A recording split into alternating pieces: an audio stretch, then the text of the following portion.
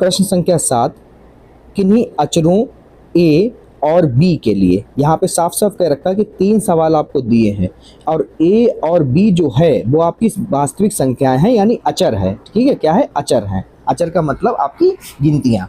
ठीक है, तो यहाँ पर हम लोग जो है पहला सवाल को देखेंगे। पहला सवाल हमारा है उसको डायरेक्ट हम लोग मान लेते हैं। क्या मानेंगे? पहले सवाल के हल में हम लोग यहाँ पे लिखेंगे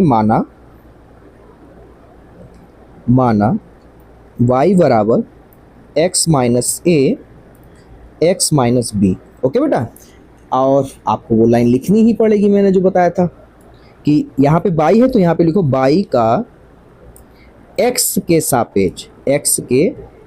सापेक्ष अवकलन करने पर। ठीक है बेटा, अब इसमें जो हम लोग करेंगे तो ये हो जाएगा अपना कि देखो पहले आपको बता दें कि ये जो है आपका फर्स्ट है क्योंकि गुणे में है, इनटू ये वाला पार्ट जो है आपका सेकेंड पार्ट है। ठीक है, तो इसके लिए बेटा सूत्र होता है। वो क्या सूत्र होता है? पहले सूत्र समझ लीजिए। ठीक है, सूत्र होता है हमारा कि अगर d अपॉन डी एक्स है और y है तो उसका जो हो जाएगा आपका, पहले तो फर्स्ट को ऐसे लिखना है, फिर d अपॉन डी एक्स लिखना है, फिर सेकेंड का अवकलन करना है, फिर प्लस लगाना है, फिर सेकेंड को ऐसे लिखना है नॉर्मली, फिर d अपॉन डी एक्स और फिर हमें फर्स्ट का अवकलन करना है। ये हमारा सूत्र है। ठीक है, जब कोई दो पद गुणे में हो।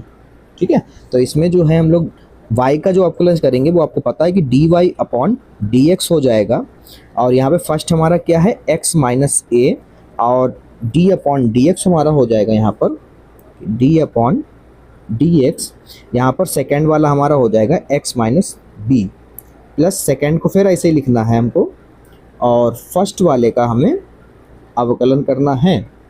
ठीक है, तो अवकलन हमारा हो गया x माइनस ए। ओके बेटा, आगे हम लोग देखेंगे यहाँ पर कि x माइनस ए, अब ये जो है बेटा इसकी गुणा होगी अंदर। ठीक है, d अपॉन डी एक्स की, तो d अपॉन डी एक्स की गुणा करोगे तो इसका x हो जाएगा, फिर माइनस आपका फिर आ जाएगा d अपॉन डी एक्स, क्योंकि हम आपको वन स्टेप एक एक करके बताएंगे ताकि आपका कोई भी डाउट रह ही ना जाए। ये x माइनस बी हो जाएगा ऐसे, क्योंकि इसका अवकलन करना नहीं है, फिर इसका करना है तो इसके लिए ब्रैकेट लगा लेते हैं।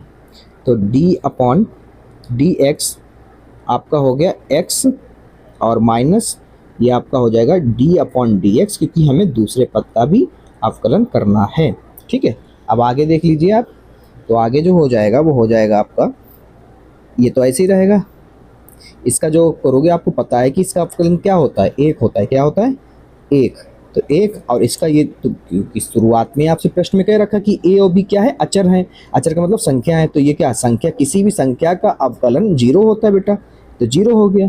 ठीक है, फिर प्लस आपका x माइनस बी।